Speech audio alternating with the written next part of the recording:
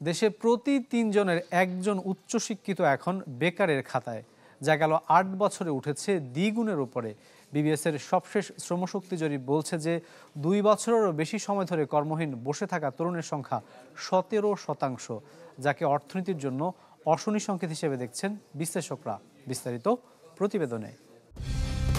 Colour expert, George sap এবং mild on hands technology সমৃদ্ধ Orix crystal wash আপনার laundry expert. বিশ্ববিদ্যালয় ক্যাম্পাসে এভাবে আপন মনে বসে আছেন বছর দুয়েক আগে স্নাতক পাশ করা শারমিন আক্তার তৃষা। দিনের অধিকাংশ সময়টাই তার কাটে বিভিন্ন চাকরির বিজ্ঞাপন দেখে। পছন্দসই কোথাও আবেদন করলে মেলে না সাড়া, তাই সম্ভাব্য সব জায়গায় আবেদন করছেন জাতীয় বিশ্ববিদ্যালয়ের ব্যবস্থাপনা বিভাগ থেকে পাশ করা এই ছাত্রী। তবুও মুক্তি মিলছে না বেকারত্বের গ্লানি থেকে। আমার অনুযায়ী আমি সেরকম জব পাচ্ছি না ওই সেক্টরে, বা আমার এক্সপেকটেশন অনুযায়ী আমি স্যালারি পাচ্ছি না। যে সাবজেক্ট নিয়ে পড়ছি ওই সাবজেক্টের সুযোগটা কম, মানে জবের ক্ষেত্রে, বা আর দেখা যাচ্ছে যে অভিজ্ঞতার প্রয়োজন পড়ে। বাংলাদেশ পরিসংখ্যান ব্যুরোর শ্রমশক্তি জরিপ 2024-এর চূড়ান্ত প্রতিবেদন অনুযায়ী দেশে মোট বেকারের সংখ্যা এখন 26,20,000। বছর ব্যবধানে যা বেড়েছে 1.5 লাখেরও বেশি।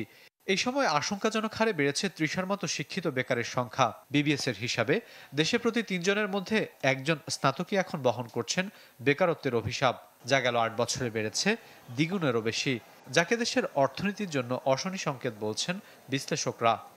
আমার মনে হয় এই বিগত 1 বছরে এই সংখ্যাটা সম্ভবত আরও বৃদ্ধি পেয়েছে, কারণ এর মধ্যে অর্থনীতির তো তেমন গুণগত পরিবর্তন তেমন খুব একটা হয়েছে বলে মনে হয় না। সামগ্রিক প্রবৃদ্ধি এবং উন্নয়নের ক্ষেত্রে কিন্তু একটা বড় আমাদের চ্যালেঞ্জ হিসাবে আবির্ভূত হচ্ছে। শিক্ষিত মানুষদের মধ্যে যে বেকারত্ব যে কি ভয়াবহ সেটাই দেখাচ্ছে। বিশেষ করে উচ্চশিক্ষিত মানুষেরা অনেক বেশি বেকার থাকছেন। তারা অনেক চেষ্টা করছেন কিন্তু কাজ খুঁজে পাচ্ছেন না। এবং কাজ খুঁজে না পাওয়ার মূল কারণটা হচ্ছে যে আমাদের এরকম এই যে ইন্ডাস্ট্রির যে ধরনের রিকোয়ারমেন্ট, সেই রিকোয়ারমেন্ট অনুযায়ী আমরা ইউনিভার্সিটিতে গ্র্যাজুয়েট তৈরি করতে পারছি না। জুলাই বিপ্লবের অন্যতম কারণ ছিল কর্মসংস্থান ঘাটতি। তবে এই সময় নানামুখী সংস্কার হলেও অবস্থার উন্নতি হয়নি এই খাতে। ফলে পড়াশোনার পাট চুকিয়ে 2 বছরেরও বেশি সময় ধরে বেকার বসে আছেন 17%-এরও বেশি তরুণ।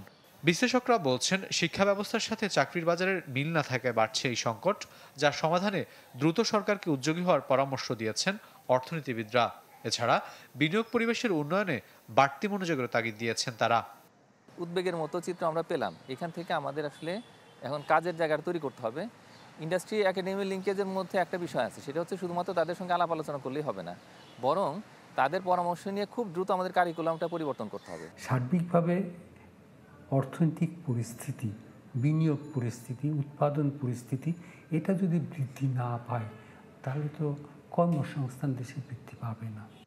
বিবিএসের হিসাবে দেশে বছর ব্যবধানে কর্মক্ষম জনগোষ্ঠীর সংখ্যা কমেছে 17 লাখেরও বেশি। রাকিব আল জাবেদ, চ্যানেল 24, ঢাকা।